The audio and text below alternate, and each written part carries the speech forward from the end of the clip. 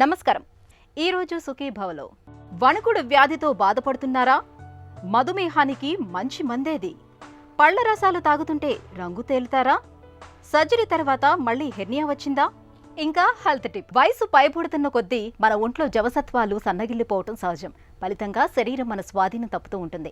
ముఖ్యంగా మలి వయసులోని వణుకుడు అనేది ఒక పెద్ద సమస్యగా మారిపోతుంది. తన ప్రమేయం లేకుండానే తలంతా ఊగిపోతూ ఉంటుంది. చేతులు అదే పనిగా వణుకుతూ ఉంటాయి. చేతుల్లో దేన్ని స్థిరంగా పట్టుకోలేకపోతూ ఉంటారు. ఈ రకమైన వణుకుడును డాక్టర్లు పార్కిన్సన్ వ్యాధిగా పిలుస్తారు.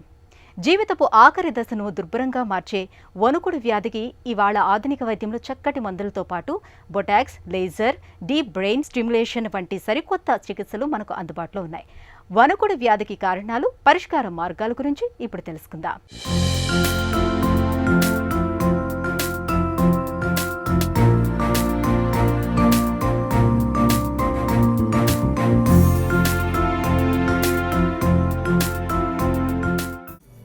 వయసు పైబడుతున్న కొద్దీ హై బీపీ, షుగర్, కీళ్ల నొప్పులు వంటి సమస్యల తాకిడి పెరగటం సహజమే. అయితే నిత్యం మందులు మింగుతూ ఆరోగ్యకరమైన జీవన సరళిని అనుసరించటం ద్వారా ఈ మొండి జబ్బులతో చాలా వరకు మలి వయసు జీవనాన్ని హాయిగానే గడిపేయచ్చు. కానీ కొన్ని రకాల జబ్బులు మాత్రం వృద్ధాప్యాన్ని మరీ దుర్భరంగా మార్చేస్తూ ఉంటాయి. పార్కిన్సన్ వ్యాధి అలాంటిదే. దీన్నే వాడుకలో వణుకుడు వ్యాధి అని పిలుస్తాం. ఈ జబ్బు బారిన పడ్డప్పుడు విశ్రాంతి సమయాల్లోనూ ఒళ్లంతా ఒకటే వణికిపోతూ ఉంటుంది. చేతులతో దేన్ని కుదురుగా పట్టుకోలేకపోతుంటారు. చొక్కా బొత్తాలు పెట్టుకోలేరు. కాఫీ కప్పును పట్టుకోలేరు. చేత్తో పెన్ను పట్టుకుని రాయటం అంటే ఒక యజ్ఞమే. వయసుతో పాటు మెదడులోని నాడీ కణజాలం, న్యూరాన్ల వ్యవస్థ క్షీణించిపోవటంతో వణుకుడు వ్యాధి మొదలవుతుందని చెబుతారు నిపుణులు. పార్కిన్సన్స్ డిసీజ్ అనేది బ్రెయిన్కి సంబంధించిన డీజనరేటివ్ డిసీజ్. ఇది యూజువలీ ఏజ్ రిలేటెడ్గా చూస్తూ ఉంటాం, అంటే 60+ వాళ్ళల్లో చూస్తూ ఉంటాం. మన బాడీ కదలికలకు కావాల్సిన డోపమీన్ అనే న్యూరో కెమికల్ని ప్రొడ్యూస్ చేసే నరాలు ఎండిపోవడం మూలంగా పార్కిన్సన్స్ డిసీజ్ అనేది వస్తుంది. పార్కిన్సన్స్ డిసీజ్ సిమ్టమ్స్ అనేవి మనం ప్రధానంగా 2 కేటగిరీస్లో చెప్పుకుంటూ ఉంటాం: motor symptoms, non motor symptoms. Motor సిమ్టమ్స్లో ప్రధానంగా tremor, rigidity, bradykinesia, postural instability. Tremor అంటే వణుకుడు, అంటే చెయ్యి కాలు షేక్ రావడం. ఫస్ట్ ఒక సైడ్తోనే మొదలవుతుంది. ఒక ఫింగర్ బొటన్ వేలు అది ఇన్వాల్వ్ అయినప్పుడు దాన్ని పిల్ రోలింగ్ ట్రెమర్ అని అంటాం. సో గ్రాడ్యువల్గా చేతి నుంచి ఆపోజిట్ హ్యాండ్కి 2 కాళ్ళల్లోనూ ఇన్వాల్వ్ అయ్యే అవకాశం ఉంటుంది. ఈ పార్కిన్సన్స్ ట్రెమర్ అనేది ప్రధానంగా రెస్ట్లో ఉన్నప్పుడు కనిపిస్తుంది. సో ఇనిషియల్గా రెస్ట్ ట్రెమర్ అని అంటాము. Next బ్రాడీకైనీసియా are ఎకైనీసియా. బ్రాడీకైనీసియా అంటే కదలికలు తగ్గటం. కదలికలు పూర్తిగా తగ్గిపోయి మనిషి అస్సలు కదలలేని పరిస్థితిలో ఉంటే దాన్ని ఎకైనీసియా అని అంటాం. స్నానం చేయడానికి ఇదివరకు 10 నిమిషాలు పట్టేది ఇప్పుడు గంట అయినా సరే ఆయన వల్ల కావట్లేదు అని చెప్తూ ఉంటారు. సో ఇలా చిన్నగా మొదలయ్యి గ్రాడ్యువల్గా పెరుగుతూ అన్ని యాక్టివిటీస్ కూడా స్లో అయిపోవటం మనం చూస్తూ ఉంటాం. థర్డ్ రిజిడిటీ అంటే మజిల్స్ అన్నీ స్టిఫ్గా అయిపోవడం. సో చేతుల్లో కాళ్ళల్లో స్టిఫ్నెస్ రావటం మూలంగా అసలు కదలికలు అనేవి ఇంకా కష్టమైపోతూ ఉంటాయి. దీనితో పాటు ఫేషియల్ ఎక్స్ప్రెషన్స్ అనేవి బాగా తగ్గిపోతాయి. మాటలో తేడా వస్తుంది. మింగటం కూడా కష్టమవుతుంది వాళ్ళకి. నీళ్లు తాగడానికి కానీ ఫుడ్ తినడానికి కానీ గుటక వేయలేరు. హ్యాండ్ రైటింగ్లో మార్పులు కూడా కనిపిస్తూ ఉంటాయి. ఇవన్నీ కూడా మోటార్ సిమ్టమ్స్. నాన్ మోటార్ సిమ్టమ్స్కి వస్తే ప్రధానంగా డిప్రెషను, యాంగ్షియస్గా ఉండడం, ఆటోనామిక్ డిస్టర్బెన్సెస్ అంటే యూరిన్కి వెళ్ళడానికి ఇబ్బంది, యూరిన్ అర్జెంటుగా రావడం, బాత్రూమ్కి వెళ్ళే వరకు ఆపుకోలేకపోవడము, కాన్స్టిపేషన్ అంటే మలబద్ధకము, సెక్షువల్ డిస్ఫంక్షను, ఇవన్నీ కూడా నాన్ మోటార్ సిమ్టమ్స్లో భాగం. మానవ శరీరంలో అత్యంత ప్రాధాన్యం కలిగిన అవయవం మెదడు. శరీరంలో ప్రతి కదలికకు మస్తిష్కం నుంచి వచ్చే సంకేతాలే కారణం. మరి ఇంతటి ముఖ్యమైన మెదడులో అనుకోకుండా జరిగే మార్పులు శరీరంపై తీవ్రమైన ప్రభావం చూపుతాయి. మెదడులోని బేనల్ గాంగ్లియా అనే ప్రదేశంలో జరిగే మార్పులతో పాటు డోపమిన్ అనే రసాయనం తగ్గిపోవడంతో పార్కిన్సన్ వ్యాధి తలెత్తుతుంది. ఈ వ్యాధి వల్ల శరీరం బిగుతుగా మారిపోయి కాళ్ళు, చేతులు, వేళ్ళు అప్రయత్నంగా వణుకుతూ ఉంటాయి. పార్కిన్సన్ జబ్బు ముదిరే కొద్దీ నాలుక, పెదాలు కూడా వణకటం మొదలవుతుంది. ఆలోచనలు మందగిస్తాయి. రాను రాను జ్ఞాపక శక్తి క్షీణిస్తుంది. 50 ఏళ్ల పైబడిన వారిలో వణుకుడు జబ్బు ఎక్కువగా కనిపిస్తూ ఉంటుంది. కొన్ని కుటుంబాల్లో పార్కిన్సన్ వ్యాధి వంశపారంపర్యంగా వచ్చే అవకాశం ఉంది. పార్కిన్సన్స్ జబ్బు రావడానికి చాలా కారణాలు ఉంటాయి. జెనెటిక్ కాజెస్ కూడా ఉంటాయి. సో ఈ జన్యుపరమైన కారణాల మూలంగా వచ్చిన పార్కిన్సన్స్ని ఫెమిలియల్ పార్కిన్సన్స్ డిసీజ్ అని అంటాము. మామూలుగా కంటే కూడా ఈ ఫెమిలియల్ పార్కిన్సన్స్లో సిమ్టమ్స్ అనేవి చాలా ఎర్లీ స్టేజ్లో, అంటే 30s 40sలో ఉన్నప్పుడే స్టార్ట్ అయిపోతూ ఉంటాయి. ఒకవేళ కారణం కనుక మనం ఖచ్చితంగా ఏది అని పిన్ పాయింట్ చేయలేకపోతే దాన్ని ఇడియోపతిక్ పార్కిన్సన్స్ డిసీజ్ అని అంటాం. ఈ ఇడియోపతిక్ పార్కిన్సన్స్ డిసీజ్లో ప్రోటీన్ మిస్ఫోల్డింగ్ మూలంగా ఆల్ఫా సైన్యూక్లిన్ అనే ప్రోటీన్ సెల్స్లో పేరుకుపోతూ ఉంటుంది. ఆ పేరుకుపోయిన క్లమ్స్ని మనం లూయి బాడీస్ అని అంటాం. ఆ లూయి బాడీస్ అనేవి సెల్స్కి టాక్సిక్గా ఉంటాయి. సో సెల్ డ్యామేజ్ అనేది అవుతూ ఉంటుంది. Secondary Parkinson's disease. Secondary Parkinson's disease అంటే వీటిలో post traumatic Parkinson's, post encephalitic Parkinson's, toxin induced vascular Parkinson's అని 4. పోస్ట్ ట్రామాటిక్ అంటే రిపీటెడ్ హెడ్ ఇంజరీ మూలంగా వచ్చే పార్కిన్సన్స్. కాంటాక్ట్ స్పోర్ట్స్ అంటే బాక్సింగ్, ఫుట్బాల్, హాకీ ఇట్లాంటి వాటిల్లో రిపీటెడ్గా హెడ్ ఇంజరీస్ అవటం మూలంగా కూడా పార్కిన్సన్స్ లక్షణాలు డెవలప్ అయ్యే అవకాశం ఉంది. అలాగే పోస్ట్ ఎన్సెఫలైటిక్ అంటే మెదడు వాపు మూలంగా ఒకవేళ బేసల్ గ్యాంగ్లియా రీజన్లో డ్యామేజ్ అయితే కనుక వీళ్ళకు కూడా పార్కిన్సన్స్ వచ్చే అవకాశం ఉంటుంది. దీన్ని పోస్ట్ ఎన్సెఫలైటిక్ పార్కిన్సోనిజం అని అంటాం. అలాగే కొన్ని డ్రగ్స్ మూలంగా, మనం సైకియాట్రీకి వాడే మందుల మూలంగా, కొన్నిసార్లు హెడేక్ వాడే మందులు, కొన్నిసార్లు గ్యాస్ట్రైటిస్కి వాడే మందుల మూలంగా కూడా ఈ పార్కిన్సన్స్ లక్షణాలు కనిపిస్తాయి. వాటిని మనం డ్రగ్ ఇండ్యూస్డ్ పార్కిన్సన్స్ అని అంటాం. కొన్ని టాక్సిన్స్ ఎక్స్పోజర్ అంటే కార్బన్ మొనాక్సైడ్, మ్యాంగనీస్ డస్ట్కి ఎక్స్పోజ్ అవటం, వెల్డింగ్ చేస్తున్నప్పుడు ఆ ఫ్యూమ్స్కి ఎక్స్పోజ్ అవటం మూలంగా కూడా పార్కిన్సన్స్ అనేది చూస్తూ ఉంటాం. Next vascular Parkinson's. మనకి చిన్న చిన్న రక్తనాళాలన్నీ బ్లాక్ అయిపోవటం మూలంగా బ్రెయిన్లో వైట్ మ్యాటర్ డ్యామేజ్ అనేది తీవ్రంగా వచ్చినప్పుడు వాటి మూలంగా కూడా పార్కిన్సన్స్ లక్షణాలు అనేవి కనిపిస్తాయి. దీన్ని వాస్క్యులర్ పార్కిన్సోనిజం అని అంటాం. అలాగే టిపికల్ పార్కిన్సన్స్ డిసీజ్ లక్షణాలు కాకుండా అడిషనల్ ఫీచర్స్ తోటి పార్కిన్సన్స్ కనుక ప్రెజెంట్ అయితే దాన్ని atypical Parkinson's or Parkinson plus syndromes అని అంటాం. వాటిల్లో కొన్ని progressive supranuclear palsy, corticobasal degeneration, multiple system atrophy అని అంటాం. మలి వయసులో వచ్చిపడి కదలికల్ని కకావికలం చేసి పారేసే పార్కిన్సన్ వ్యాధిని నిర్ధారించేందుకు ఖచ్చితమైన ల్యాబొరేటరీ పరీక్షలంటూ ఏమీ లేవు. డోపమైన్ ఇచ్చి మనిషి కదలికల్లో మార్పులు గమనించటము, బ్రెయిన్ స్కానింగ్, ఎంఆర్ఐ స్కానింగ్ వంటివి కొంతవరకు ఉపయోగపడతాయి. ఆధునిక వైద్యంలో వణుకుడు జబ్బుకి ప్రస్తుతం అనేక రకాల మందులు అందుబాటులో ఉన్నాయి. మందులను వాడుతూ జీవనశైలిలో కొన్ని మార్పుల్ని చేసుకోవటం ద్వారా వణుకుడు వ్యాధి తెచ్చిపెట్టే ఇబ్బందుల్ని సాధ్యమైనంత వరకు తగ్గించుకోవచ్చు. కొన్ని సందర్భాల్లో కొందరికి ఆపరేషన్ చేసి డీప్ బ్రెయిన్ స్టిమ్యులేషన్ అనే పరికరాన్ని అమర్చటం ద్వారా కూడా వణుకుడు వ్యాధి తెచ్చిపెట్టే సమస్యల్ని చక్కగా నియంత్రించవచ్చు. మెదడులోని న్యూరాన్స్ కణాలని పునరుద్ధరించటం వల్ల పార్కిన్సన్ వ్యాధికి అడ్డుకట్ట వేయొచ్చనే విషయం ఇటీవలే వెలుగులోకి వచ్చింది. పార్కిన్సన్స్ డిసీజ్ డయాగ్నోసిస్ అనేది ప్రధానంగా క్లినికల్గా చేసుకోవాల్సిందే.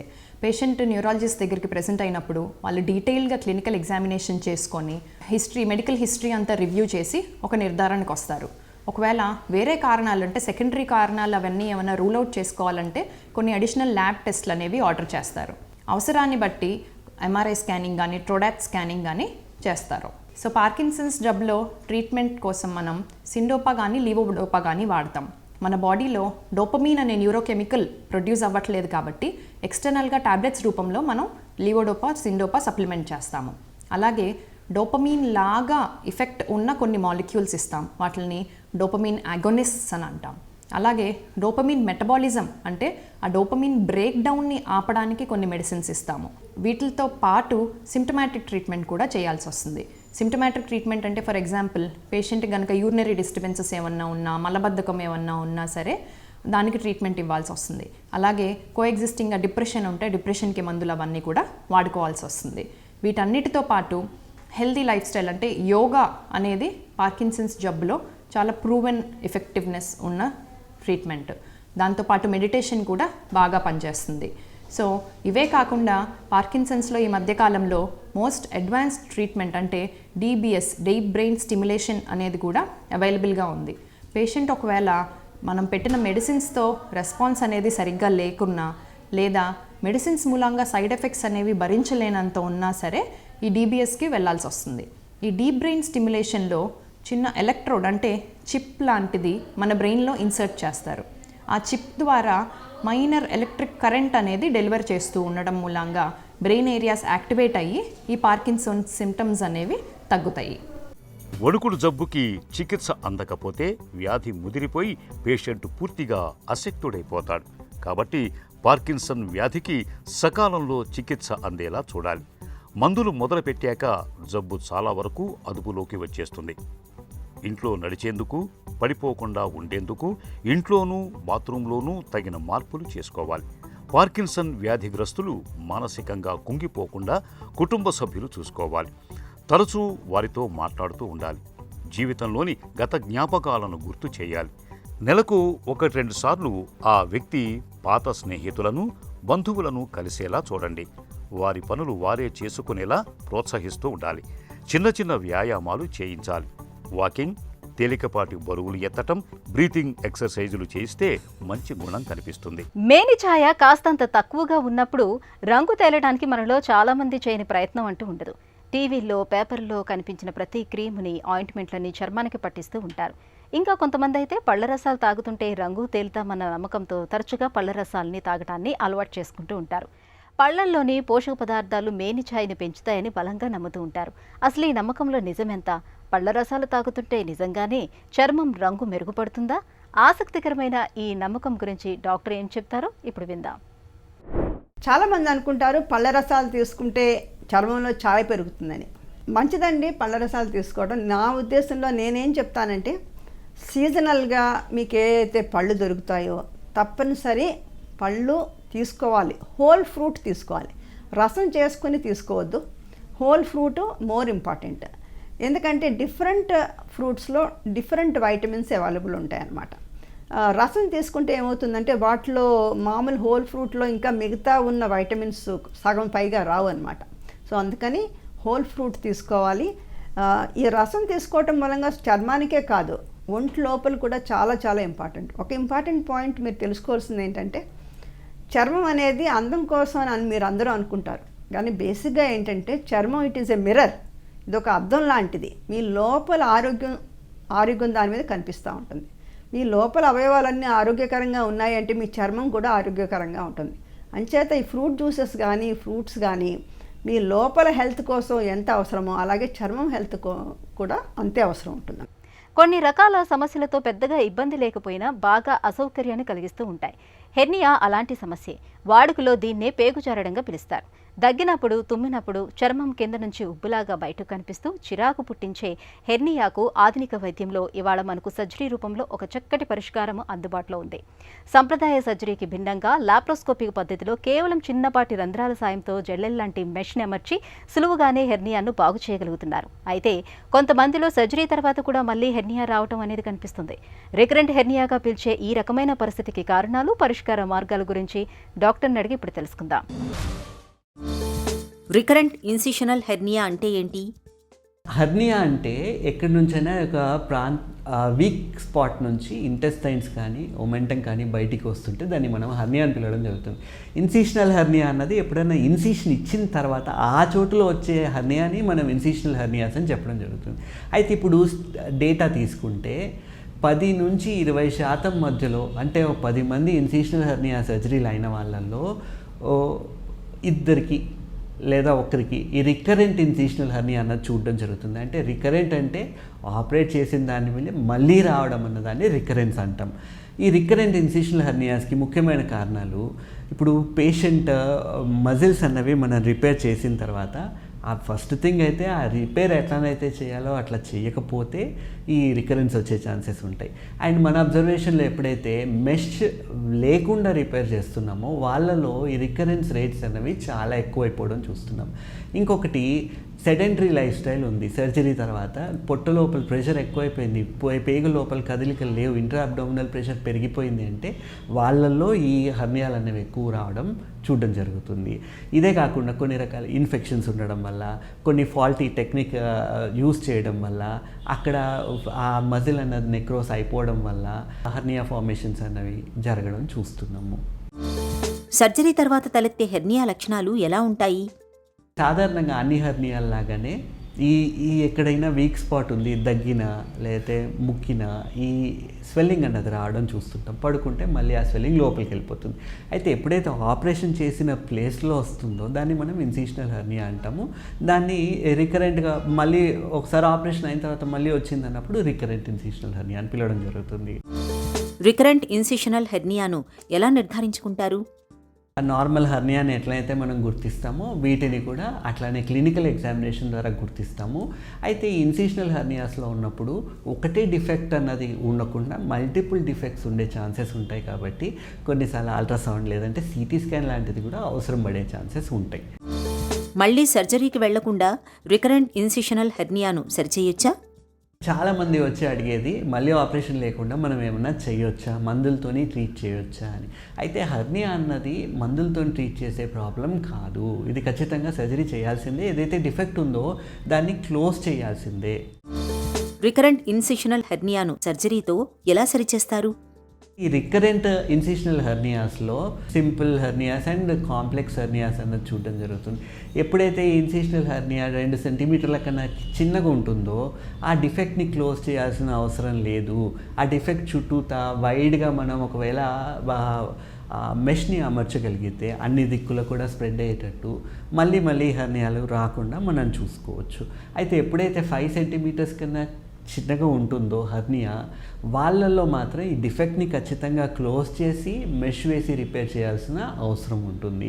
అయితే ఎవరికైతే ఈ 5 to 8 సెంటీమీటర్స్ లేదా అంతకన్నా ఎక్కువ ఉన్నారో వాటిని మనం కాంప్లెక్స్ హెర్నియాస్ అని పిలవడం జరుగుతుంది. అయితే ఈ కాంప్లెక్స్ అబ్డామినల్ హెర్నియాస్లో దీంట్లో కూడా మళ్ళీ ట్రెడిషనల్గా మనం యూస్ చేసే టెక్నిక్స్ ఏవైతే ఉన్నాయో ఆ డిఫెక్ట్ని క్లోజ్ చేసి మెష్ని అమర్చడం జరుగుతుంది. అయితే ఎప్పుడైతే ఈ హర్నియా మరీ పెద్దగుండి అబ్డామినల్ క్యావిటీలో ఉండాల్సిన పేగులు 25% కన్నా ఎక్కువ బయటకు వచ్చేసి ఉన్నాయి, డిఫెక్ట్ అంత పెద్దగుంది అన్నప్పుడు మనం ట్రెడిషనల్గా చేసే ఈ సర్జికల్ టెక్నిక్స్ ఏవైతే ఉన్నాయో వీళ్ళలో హెల్ప్ చేయవు. అట్లాంటప్పుడు మనం కాంపోనెంట్ సెపరేషన్ టెక్నిక్ అని చేయడం జరుగుతుంది.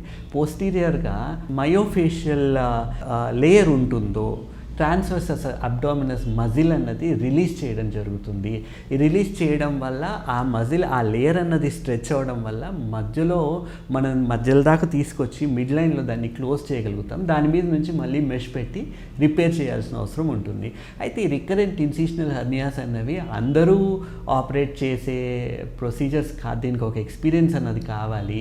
ఈ పోస్టీరియర్ లేయర్ ఏదైతే మనం రిలీజ్ చేస్తున్నామో దాని మళ్ళీ పక్కన ఉండే న్యూరోవాస్కులర్ బండిల్ని, పర్ఫరేటర్ వెజల్స్ని వీటన్నిటిని మనం సేఫ్ గార్డ్ చేసి దాని తర్వాత రిపేర్ చేయాల్సి ఉంటుంది. కంప్లీట్గా ఈజీఫాయిడ్ నుంచి కింద ప్యూబిస్ వరకు ఆ మెష్ని యాంకర్ చేసి సైడ్కి ఎంత లాటరల్గా వెళ్ళగలిగితే అంత లాటరల్గా వెళ్ళి రిపేర్ చేయగలిగితే మళ్ళీ హర్నియా ప్రాబ్లమ్స్ అనేవి రాకుండా ఉండొచ్చు. హెర్నియా మళ్ళీ తలెత్తకుండా ఎలాంటి జాగ్రత్తలు తీసుకోవాలి? పొట్ట లోపల ప్రెషర్ ఎక్కువయ్యే ఏ పనిని చేయొద్దు, బరువులు ఎత్తడాలు లాంటివి చేయొద్దు. సింపుల్ వెయిట్స్ లిఫ్ట్ చేసుకోవచ్చు. అండ్ దగ్గిన తుమ్మిన ప్రాపర్గా పొట్ట లోపల ఒత్తిడి ఎక్కువ అవుతుంది, మోషన్ ఫ్రీగా ఉండట్లేదంటే వెంబడే వెళ్ళి సర్జన్ని కన్సల్ట్ అయ్యి దానికి ఆ ఇంట్రాబ్డామినల్ ప్రెషర్ని తగ్గించుకోవడానికి ఏ మందులు వాడాలో అవి వాడితే అండ్ మళ్ళీ మజిల్ వీక్ అవ్వకుండా కావాల్సిన మాంసకృతులు ఏవైతే తీసుకోవాలో ప్రోటీన్ రిచ్ డైట్ తీసుకొని సింపుల్ ఎక్సర్సైజెస్ లాంటివి చేసుకుంటా ఉంటే మజిల్ వీక్నెస్ అన్నది, మజిల్ అట్రోపీ అన్నది ఉండకుండా మనం హర్నియా అన్నది మళ్ళీ రాకుండా జాగ్రత్త పడవచ్చు. అయితే సాధారణంగా ఈ రికరెంట్ ఇన్సిషనల్ హర్నియాలు చేసిన తర్వాత ఏం ప్రాబ్లమ్స్ ఉంటాయి అని అడుగుతారు. బేసిక్గా ఇంత వైడ్ డిసెక్షన్ చేసినప్పుడు మెష్ అన్నది అమర్చినప్పుడు లోపల సీరోమా ఫార్మేషన్ అన్నది ఉండొచ్చు. ఆ సీరోమాని కూడా మనం రాకుండా ఉండడానికి తీసుకోవాల్సిన జాగ్రత్తలను తీసుకొని అవసరం పడితే ఎప్పుడైనా డ్రైన్ లాంటివి కూడా అమర్చడం జరుగుతుంది. అయితే ఇక్కడ మనం అర్థం చేసుకోవాల్సింది ఒకవేళ మళ్ళీ ఇన్ఫెక్షన్ వచ్చింది అంటే మటుకు మొత్తం పైనుండి కింది దాకా పెట్టిన మెష్ని మొత్తం తీయాల్సి వస్తుంది. కాబట్టి రికరెంట్ ఇన్సిషనల్ హెర్నియాలో ఎవరైనా కానీ సర్జరీ తర్వాత ఎక్స్ట్రా కేర్ఫుల్గా ఉండాలి. యాంటీబయాటిక్ ఎన్ని రోజులు వాడాలి చూసుకోవాలి. పేషెంట్ టు పేషెంట్ వేరీ అవుతారు కాబట్టి వాళ్ళకి సరిపడా ఏం మెడిసిన్స్ ఇవ్వాలో ఇవ్వాలి. అండ్ పోస్ట్ ఆపరేటివ్ కేర్ అన్నది అవగాహన ఉండి ప్రాపర్ సూపర్విజన్లో ఉంటే ప్రాబ్లమ్స్ అన్నవి తక్కువగా ఉండడం చూస్తున్నాము. అండ్ కొంచెం ఆ ప్రెషర్ బ్యాండేజ్ అన్నది మేము ఇస్తాము. తర్వాత కూడా అబ్డామినల్ బైండర్ లాంటిది they will have to continue probably 3 to 4 months అన్న వాడాల్సిన అవసరం ఉంటుంది. ఆపరేషన్ తర్వాత తిరిగి హెర్నియా వచ్చినప్పుడు ఆలస్యం చేయకుండా డాక్టర్ని సంప్రదించాలి. ఎందువల్ల హెర్నియా వచ్చిందని తెలుసుకుంటే చికిత్స చేయడం సులువవుతుంది. అవసరమైతే తిరిగి సర్జరీ చేయడం ద్వారా హెర్నియాను బాగు చేస్తారు. ఇక ఈరోజు కార్యక్రమాన్ని ముగించే ముందు స్టార్ హాస్పిటల్ సమర్పించే ఒక చిన్న చిట్కా మీకోసం. చలికాలంలో పెదవులు చిట్లకుండా ఉండేందుకు 2 భాగాలు తేనె, 1 భాగం మీగడను తీసుకొని వీటికి 4-5 చుక్కల రోజ్ వాటర్ని కలపండి. ఈ మిశ్రమాన్ని తరచూ పెదవులకు పట్టిస్తూ ఉండండి. చలికాలంలో పెదవుల్లో పగుళ్లు రాకుండా ఉంటాయి.